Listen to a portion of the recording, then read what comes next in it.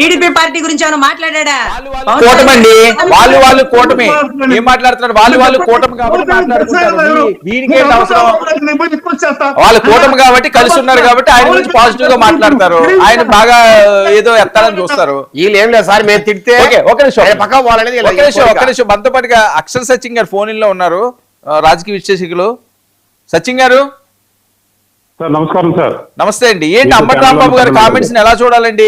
కాపు సామాజిక వర్గానికి కూడా లింక్ పెట్టి ఆయన మాట్లాడుతున్న మాటలు ఇప్పుడు చిరంజీవి గారి పేరు మళ్ళీ తీసుకొచ్చారు సార్. అంబటి రాంబాబు గారు నేను అసలు ముఖ్యంగా జాయిన్ అవ్వటానికి కూడా కాపులు ప్రసక్తి ఎత్తారు కాబట్టి నేను జాయిన్ అవ్వాల్సిన పరిస్థితి వచ్చింది సార్. అంబటి రాంబాబు గారు కానీ, కన్నా రజనీ గారు కానీ, లేదా మధుసూదన్ రెడ్డి గారు కానీ, మీరు రాజకీయ పార్టీ గురించి మాట్లాడుకోండి, పవన్ కళ్యాణ్ గారిని కూలీలు ఎటు తిట్టించుకోండి, నాకు బాధ లేదు, నాకు సంబంధం లేదు. మీరు కాపు కాపు కాపు అని మీ స్వార్థ ప్రయోజనాల కోసం, మీ బతుకు తెరువు కోసం, మీ యజమానులు మెచ్చించడం కోసం కాపు కాపు పదాన్ని వాడి కాపులు రెచ్చగొట్టే మాత్రం మాలాంటి వాళ్ళు ఇన్వాల్వ్ అయ్యి వాస్తవాలు చెప్పాల్సిన పరిస్థితి వస్తుంది సార్. రైట్. మొట్టమొదటిగా కన్నా రజనీ గారు అన్నది ఏంటంటే చంద్రబాబు నాయుడు గారు నెగ్గించడానికే పార్టీ పెట్టారంటే మరి ఆ అడ్వకేట్ ఎలాగైందో నాకు అర్థం కాదు. పవన్ కళ్యాణ్ గారు చంద్రబాబు నాయుడిని నెగ్గించడానికి పార్టీ పెట్టలేదండి.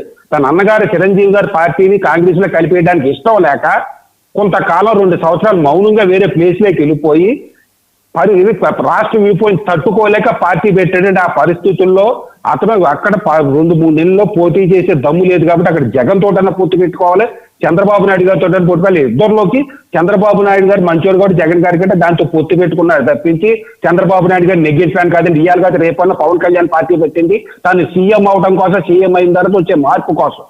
రైట్. అయితే పొత్తెంటి పెట్టుకున్నారంటే మీలాంటి స్వార్థ పనులు ఒక అంబటి రాంబాబు మీరు ఏ పార్టీలో ఉన్నారో చెప్పుకోవడానికి సిగ్గుపడే వాళ్ళందరూ ఆ కులంలో ఉండే కులం ముద్దన ఆయన చేసి మెల్లో తగిలింటున్నారు కాబట్టి ఆయన పొత్తు పెట్టుకుని వెళ్ళాల్సిన కర్మ దాపరించింది. రెండోది పవన్ కళ్యాణ్ గారికి దమ్ము ఉందా లేదా అంటున్నారు కదా, అది అంబటి రాంబాబు గారు అన్నారా లేదా కన్నా రజనీ గారని ఎవరైనా కానీ, పవన్ కళ్యాణ్ గారి యొక్క దమ్ము ఏంటంటే అంబటి రాంబాబు వైసీపీలో ఉన్నా కానీ రెడ్డి సామాజిక వర్గాన్ని ప్రశ్నించలేని గట్స్ ఉన్నవాడు. నేను పవన్ కళ్యాణ్ స్మరణ పేరు ఎత్తితేని బతకలేని వ్యక్తి, అది పవన్ కళ్యాణ్ గారి గట్స్. ఇవాళ కన్నా రజనీ గారు వైసీపీకి నేను జనసేనకి వ్యతిరేకిస్తున్నాను, నేను వైసీపీలో జాయిన్ అయ్యాను అని చెప్పుకోవడానికి భయపడుతుందంటే పవన్ కళ్యాణ్ గారు గట్స్. పవన్ కళ్యాణ్ పార్టీ పెట్టిన రోజునే కాంగ్రెస్ అటావో దేశ బచావో అన్నాడు, కాంగ్రెస్ పార్టీని చిట్టు చేశాడు సార్, అది పవన్ కళ్యాణ్ గట్స్. వైసీపీని ఓడిస్తాను 2014లోనే శపథం చేసాడు, ఓడించాడని పవన్ కళ్యాణ్ గట్స్.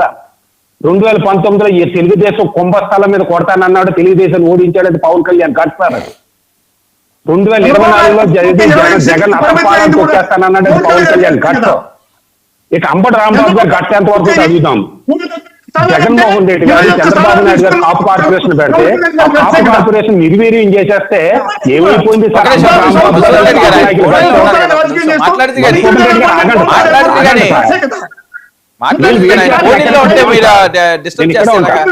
నెక్స్ట్ మీరు మాట్లాడేది కానీ రాసుకోండి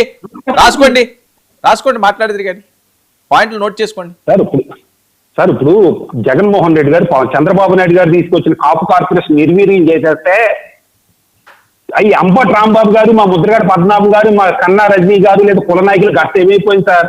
చంద్రబాబు నాయుడు గారు ఈడబ్ల్యూఎస్ రిజర్వేషన్ వస్తే దానికి జగన్మోహన్ రెడ్డి గారు తీసేస్తే మా కాపు నాయకులు అంబటి రాంబాబు గారు గట్ట ఏమైపోయినాయి సార్?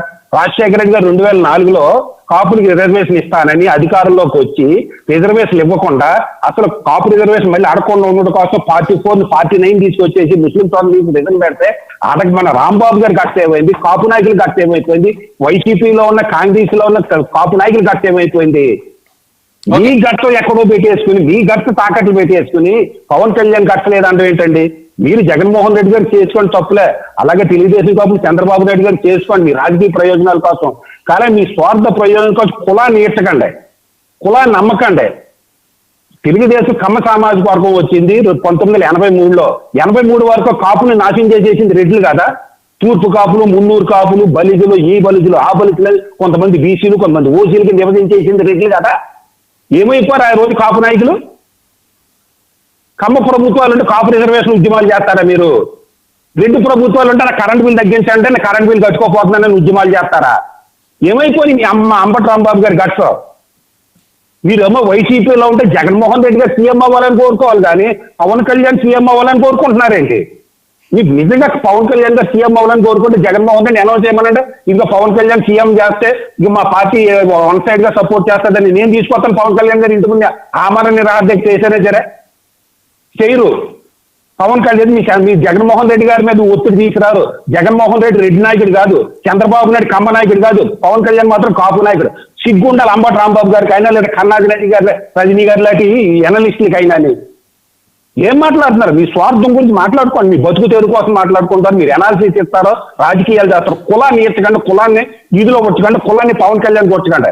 మీకు దమ్ము ఉంటే రెడ్డి ప్రభుత్వాలు ప్రశ్నించండి, మీకు దమ్ము ఉంటే కమ్మ ప్రభుత్వాలు ప్రశ్నించండి, మీకు దమ్ము ఉంటే ఎవరు అన్యాయం చేస్తారు వాళ్ళు ప్రశ్నించండి. ఇది దానికి పవన్ కళ్యాణ్ లింక్ ఎట్టడం పెట్టండి. ఓకే, మీకు గట్ట లేవు, మీకు దమ్ము లేదని పవన్ కళ్యాణ్ లింక్ ఎడతారు. మీరు సిగ్గుండాలి మాట్లాడుతున్నావు అంటే కులాన్ని దిగదాల్చిన మీ స్వార్థ ప్రయోజనం కులాన్ని అమ్ముతున్నందుకు ఉప్పున్న సిగ్గుపడి కులాన్ని కలపకుండా కులాన్ని పేరు ఎత్తకుండా బతకలేని బతుకు తెరుగు రాజకీయాలు అవసరమా అని గుర్తు ఒకసారి ఆలోచించుకోండి. ఈ కాపు నాయకులందరూ కూడా, కాపు ఎనలిస్టులు అందరూ కూడా. ఓకే ఓకే ఓకే సచిన్ గారు, థ్యాంక్ యూ అండి. రజనీ గారు, పద్ధతి కాదు.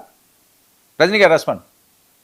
సార్ అక్షర సత్యం గారు ఎప్పుడు పార్టీని బలోపేతం కోసం పవన్ కళ్యాణ్ గారి కోసం అహర్నిశలు పనిచేస్తుంటారు సార్. సో పవన్ కళ్యాణ్ గారికి ఎదురుగా మాట్లాడితే ఎవరినైనా చంద్రబాబు గారినైనా జుట్టు పట్టుకొని బయటికి శ్రేయగల